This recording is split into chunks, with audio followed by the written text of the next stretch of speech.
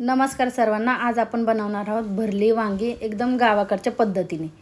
तर इथे मी गॅस चालू केलेला आहे आणि त्याच्यावरती छोटे छोटे कांदे होते माझ्याकडे, ते 3 कांदे घेतलेले आहेत। बघा मी 4 लोकांच्या हिशोबाने बनवते, तुम्ही तुमच्या घरी किती आहेत त्या हिशोबाने तुम्ही बनवा। आणि एक खोबऱ्याचा मोठा तुकडा घेतलाय, तो असा मस्त खमंग असा भाजून घेणार आहोत आपण, कारण हे भाजून घेतलेच ना त्याची भाजीची चव खूपच छान लागते। आणि आता आपलं हे सगळं भाजून झालेलं आहे, तर आता आपण याला कट करून घेऊया, कारण की आपल्याला याला मिक्सरमध्ये बारीक करायचं आहे। तर बघा किती छान असं ते कांदा भाजून झालेला आहे मस्त। मित्रांनो, माझ्या चॅनलवर तुम्ही नवीन असाल तर माझ्या चॅनलला सबस्क्राईब करा, लाईक करा आणि बेल आयकॉन प्रेस करा, जेणेकरून नवीन नवीन व्हिडिओ तुमच्यापर्यंत येतील। आणि जर तुम्हाला कुठली रेसिपी हवी असेल तर मला कमेंट करून नक्की सांगा, मी तुम्हाला ती पुरेपूर बनवून देण्याचा मी प्रयत्न करीन। कोथिंबीर घेतलेली आहे, 2 हिरव्या मिरच्या, लसूण घेतलेला एक 10-12 पाकळी आणि एक अद्रक, छोटासा अद्रकचा तुकडा घेतलेला आहे। आता ह्याला पूर्ण आपण मिक्सरमध्ये बारीक करून घेणार आहोत। आणि वांगी इथं मी घेतलेली आहेत ताजी वांगी, ह्याला खूप काटे आहेत, तर हे पूर्णपणे काटे काढून घ्या। कसं घशामध्ये वगैरे एखादा अडकला तर खूप मोठा प्रॉब्लेम होतो, म्हणून मी पूर्ण काटे काढून घेतलेले आहेत त्याचे। आणि एक साईडला पाणी घ्या, कारण की वांगे असे काळे पडतात।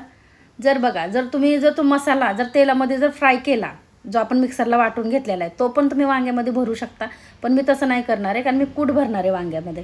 तर इथं मी शेंगदाण्याचं कूट असं थोडंसं दरदरीत वाटून घेतलेलं आहे आणि त्याच्यामध्ये मी मीठ घातलेलं आहे आणि हे वांग्यामध्ये मी पूर्ण भरणार आहे।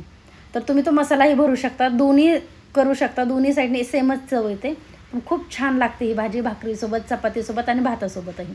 तर आता इथं वांगी मी भरून घेतलेली आहेत। एक कढई ठेवली तापायला, एक मोठा चमचा तेल घातले त्यामध्ये आणि फोडणीला मोहरी घातली अर्धा चमचा।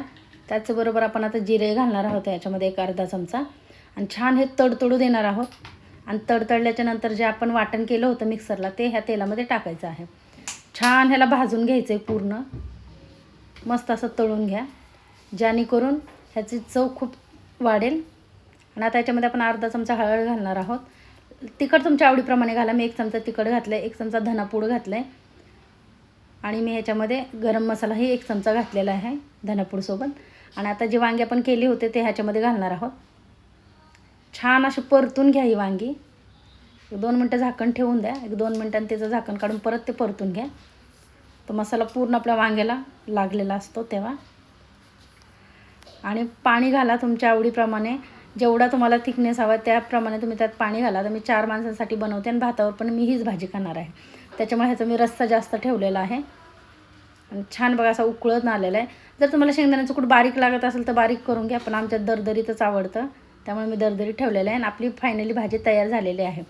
तर मित्रांनो, तुम्हाला भाजी कशी वाटली हे नक्की मला कमेंट करून सांगा, आणि ह्या पद्धतीने नक्की बनवून खा।